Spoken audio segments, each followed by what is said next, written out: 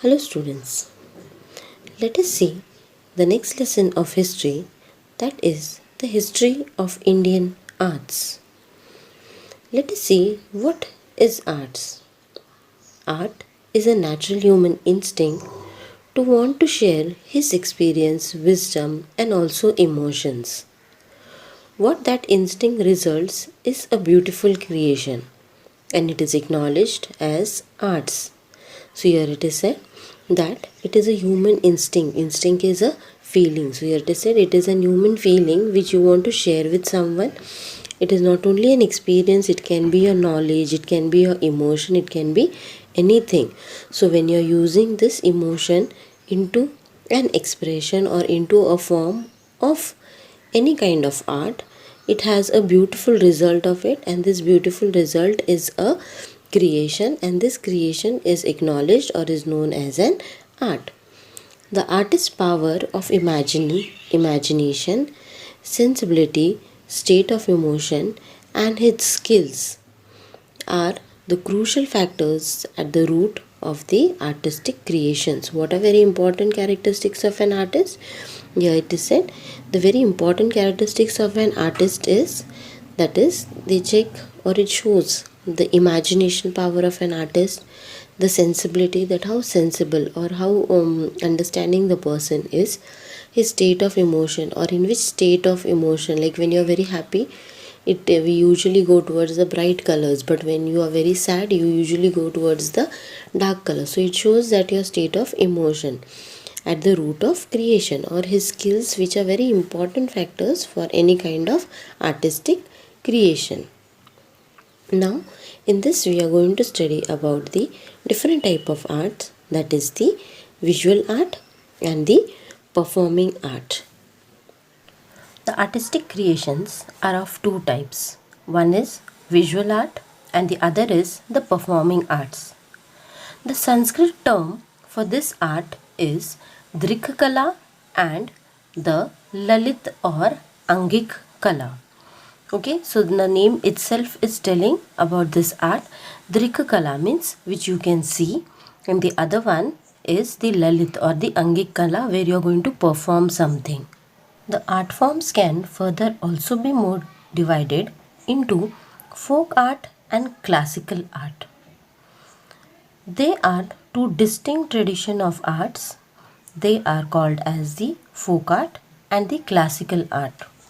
Folk art is a tradition that has continued from the prehistoric time. That means those arts are which are continued from a long time, and they are called as a folk art. The expression of folk art is natural, and hence their expressions used are very spontaneous. Folk art is a creation by collective participation of the members of social group, whereas the classical art on the other hand is an expression within an established framework, that is within a certain rules and regulation the classical art is made. It needs a prolonged training to master any form of classical art. So here it is said a classical art is an art which requires a lot of training and practice, and only a skilled person can do the classical art. But whereas a folk art, it's a normal kind of art where there are no rules and regulation frame for it, but you can do it. As well as in the classical it is said that there are some rules and regulation which are framed for it. Style of art. Artists tend to have their own method of working. It is known as their style of the artist. So here it is said each and every artist has his own style of working, and the style which they use is called as the style of the artist. And when this style is adopted by a lot number of people, it is called as the tradition. And such tradition gets established, it is called as an art style. Like we had studied last year about a painter who did a lot number of painting, and then his abstract painting became a style of a lot number of people. Similarly, here it is said such styles become a tradition where people start following it. Various styles develop in every culture, which are the characteristics of that certain period or of that region. Such style can help us in studying the art of history. So here it is said that this style also helps us in understanding that this painting belongs to which time of the era, and it also helps us to understand about the history of that particular time. Indian tradition of visual art or Drikakala. As we know, our country is a country of tradition where we have a lot of tradition of various things. Maybe it is the attire or celebrating festival or the language and many such things. So this we are going to study about the tradition of painting and sculptural art, which come under the visual art, which you can see personally. The artist of the visual and the sculpturing art. Paintings are of two dimensions. Examples: sketching of painting, or maybe a natural painting, an object, and as well as an individual painting. They are done on various surfaces, like some are done on rock, some are done on wall, some on paper, as well as some on the canvas. Some are also done on the earthen pots, and as we know, in the earlier times they also used to do it on their walls also to decorate their houses. Similarly, the murals of Bodhisattva at Ajanta caves is one of the finest example of art and painting. So here it is said that the paintings which are found at the Ajanta caves are one of the finest example of the art. Folk style of painting. Rock paintings are dated to the Stone Age and have been discovered in many countries. Rock paintings usually depict human life, animals, and geometrical figures. However, the style of rock painting have been changing according to the culture from Stone Age to the beginning of agriculture. The change is visible and is depicted in the flora and fauna, that is in the flowers and even in the animals which are shown in the paintings. Black, red, white were the colors which were used to do these paintings. With the help of the rock painting, we understand and we get the knowledge of the people, those who lived in the ancient time, as well as their natural surrounding and how they explored the various resources that they had. In India, there are rock painting sites such as in Madhya Pradesh, Uttar Pradesh, Bihar, Uttarakhand, Karnataka, Andhra Pradesh, and Telangana. The rock paintings in the caves at Bhimteka are famous. Bhimteka is a World Heritage Site. The tradition of folk style of painting closely resembles to the style of rock painting. The customs such as decorating the houses, walls and courtyards by putting the rangolis, etc., drawing various figures and symbols using the panel of painting to narrate stories help us to understand regional style of folk painting. As we know, in Maharashtra, we have various types of painting like Pinguli or Chitrakati are the finest example of folk style of painting in Maharashtra.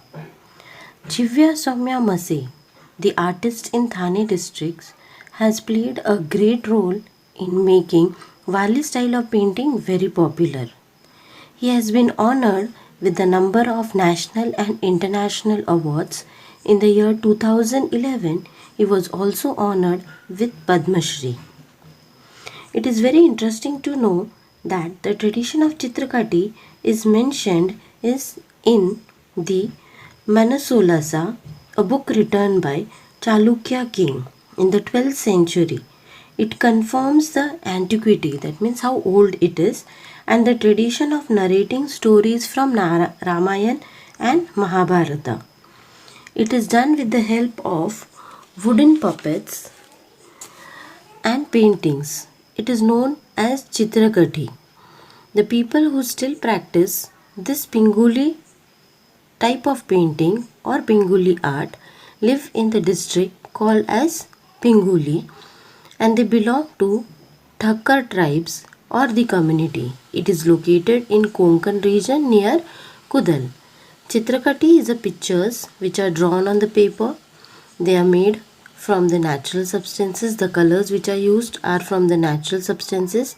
To complete one story, they require nearly 30 to 50 pictures, and they are preserved and handed over from one generation to the another generation. It is also said the government is trying to preserve such kind of tradition or such kind of art. So in this part we studied about the traditional form which means even a common person can do. Okay, so such type of paintings we studied in this part. Let's move to the next part, that is the classical style of painting. The ancient Indian texts have explained the various aspects, that is the various ways how we can do the classical style of painting. They have said there are different 64 arts that are mentioned in this text. It is said to have 6 main aspects, that is Shadange. The ancient Indian scholars studied these 6 aspects were very minutely studied. They included the Rupa Bheda, means the different shapes and forms. Next is the Parmana, that is the proportionate depiction of various features of an image. That means to check the size of that particular image or the corresponding image and then do the art accordingly. The next and the very important one is the Bhava, how the picture is expressive or how the picture is used to express the various feelings. Next is Lavanya Yojana, that is the aesthetics. It means which shows the beauty of the picture. The next one is the Sadrushyata, which shows the resemblance of reality, that how it is really, how the picture is showing the reality. And the last one is Varnik Abhanga, that is the color composition, what type of colors are used in the picture. Agama texts of various religious sects, Puranas and Vastu Shastras texts explain about the art, painting, sculpture in the context of temple architecture also. So this Agama text not only explains how the classical style of painting should be, but it also explains about sculpturing and also about the temple architecture. Next we will be studying about the miniature painting in manuscripts. Manuscript means handwritten books. So here it is said the miniature painting in the early manuscript show an influence of Persian style. So from where we have got this inspiration of miniature painting, that is from the Persian style of painting. The Deccan miniature painting style was developed under the patronage, that is the support of the Deccan Sultanate. So the Deccan Sultan supported such type of paintings, that is the region of Akbar and the Mughal emperors. It is also said that Indian painting is a combination of the Indian style as well as the Persian style. Let's know something more about the Western style of painting. In the British period, the Indian artists came under the influence of the European style of painting. An art school was established under the leadership of James Wales and Scottish artist in the times of Savai Madhavrao Peshwe in Shaniwarwada in Pune. He had done a portrait of Savai Madhavrao and Nana Fadnavis. So here it is said that even in India, not only the Persian style of painting is there, but even the Western style of painting is seen. During the time of Britishers, there was a portrait made, that is the portrait of Savai Madhavrao Peshwe and Nana Fadnavis. It was done. The portrait resembles that this portrait was drawn in Pune, that is in the Shaniwarwada. Gangaram Tambat, a Marathi artist who worked with Wales, deserves a special mention here. So only James Whale is not the person who has drawn it. He was a Scottish artist, but even Gangaram Tambat was a person who was involved in making this portrait. He has made a drawing on the rock cut case at Verul and Karle also. So Gangaram Tambat has made the paintings in Verul and Karle also. Some of his drawings are preserved at Yale Center of British Art of Yale University. Exact portrayal of the object of the painting is the characteristics of the European style. So here it is said the exact portrayal, that means how the person is sitting, his expressions, the color combination used exactly the same way is drawn in this portrait is the speciality of the European style of painting. A number of renowned artists were trained in JJ School of Art. So here it is said that for the portrait type of painting or drawing, there is a school called as JJ Schools of Art was set up in the year 1857, which gives a training for the European style of painting. Pestonji, Bomanji and Alumini, that is the former student of a particular school or college. Alumni is the former student, that means who earlier studied in that school, made a replica of Ajanta painting. So he is the person who has made a replica of the Ajanta paintings. Let's move to the next part of sculptural art, that is the sculptural art. Sculptural art are three-dimensional, such as the images, statues, pots and object which the artist embellishment is make it more attractive or decorative. For creating sculptures, either rocks or metals or clays are used. Rock sculptures are made by carving. Metal sculptures are made with the help of molds. So here they have told that the rock sculptures are made with the help of carving. That means one takes some tools and carve the stone into a beautiful picture, whereas the metal sculptures are made with the help of molds. That means a mold is used and with the help of that mold the sculptures are made, whereas the clay sculptures are formed directly with the hands or by using the mold. So here they are saying that the clay sculptures either can be done with the help of the molds or it can be made with the hand directly. The entire Kailas temple at Kailasa is in Verul is a unique monolithic sculpture. Monolithic means which is made out of one single stone. The lion sculpture at Ashoka of the Ashoka pillar found at Sarnath is the national emblem of our country. So here they are saying the monolithic sculpture is which is made out of one single rock, as well as the lion sculpture that is of the Ashoka pillar we call it as, which is at Sarnath, is our national emblem, is an example of sculptural art.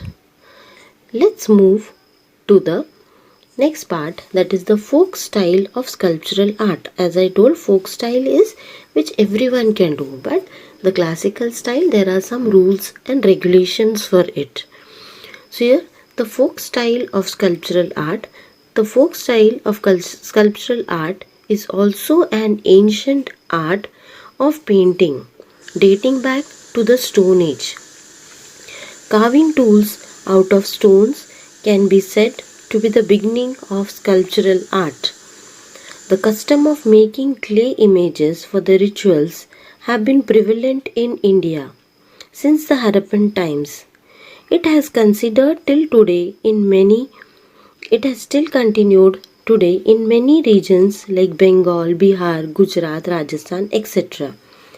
The Ganesh idols and the Gauri mask, the bull figures made for the festival of Bailpora, wooden memorials, Veer Galas, etc. are examples of folk tradition of sculptural art. So here it is said the folk tradition of cultural art is which are made for some religious purpose, and they can be seen in various regions of our country.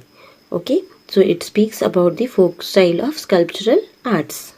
Let's move to the next part of art, that is the classical style of sculptural art. The Harappan seals stones and bronze statues tell us about the 5,000 years old, even older tradition of Indian sculpture art. It is said that the tradition of carving stone sculptures of large size began in the Mauryan period with the Ashokan pillar. So here it is said that when we speak about the classical style of art, it takes us nearly 5,000 years back, and it is dated during the time of the king Ashoka, when the first sculptural art was done, that is the Sanchi stupa, that is which has the Mauryan emblem, that is the three lion, and we also call it as the national emblem of our country. The Sanchi stupa was erected in the Emperor Asoka's time. However, the beautiful sculptural embellish of this stupa was supposed to be later additional. So they are saying some other things which were added to it were laterly added to that. In the beginning, only the stupa was made with the three lions on the top. The sculptures at Barhut are the testimonies. Testimonies are means proof that continue the development of sculptural art in India. Buddhism was spread during this time in India, and the tradition of erecting the Buddhist stupas are the holy place where the Buddhists go and pray, was also done during this time only. The stupa at Borobudur in Indonesia is the largest stupa in the world. It was built during the 8th and the 9th century CE. It was declared as a World Heritage Site in the year 1991. So it is clear that this type of sculptural art speaks about the sculptural art mostly done during the time of King Ashoka, and then how it spread to the various countries. Let's move to the next part, that is the Indian iconography. Indian iconography. Iconography means the study of pictures and symbols. The Gandhara school of art came in being in the 2nd century BCE in Afghanistan and the neighboring region. It had Greek and Persian influence. So this school had a combination of both Greek and the Persians also. The 1st to 3rd century CE, that is the Kushana period, rose in Mathura school of art. The Mathura school of art laid its foundation in the Indian iconography. Iconography is a branch of knowledge which makes everything about making images of God and goddesses. The Kushanas used to make various deities on the coins. During the period of Gupta, the iconography rules were changed. The art of making bronze images were developed under the patronage of Chola king during to 9th to 13th century. The bronze idols of goddesses like Shiva Parvati and Nataraj, Vishnu, Lakshmi were made in this period. We studied about the various iconographies that were brought about into the various places, like about the bronze idols which were made about of God and goddesses like Shiv, Parvati, Nataraj, Lakshmi, Vishnu, etc. were made during this period. So iconography is the study of various symbols. In our next lesson, we'll be studying about the architecture and the sculpture of the architecture. Thank you.